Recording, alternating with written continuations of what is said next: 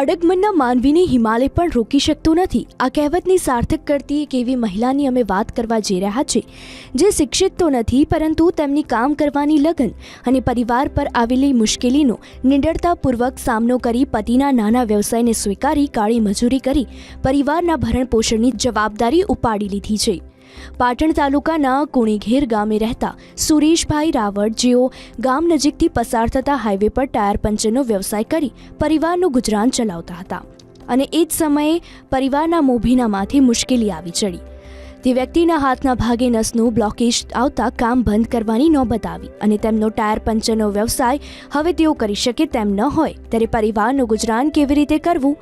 પરિવારમાં પતિ પત્ની અને 2 બાળકોના ભરણ પોષણ કરવા સામે અનેક વિટંબણા સામે આવી, પરંતુ તેમની પત્ની હંસાબેન આ મુશ્કેલી ભર્યા સમયમાં પણ પરિવારના પડખે ઊભા રહ્યા અને તેમનું ભરણ પોષણ કરવા મક્કમ બની તેમના આત્મવિશ્વાસ સાથે તેમના પતિ પાસેથી ટાયર પંચરનું કામ શીખવાનું શરૂ કરી દીધું.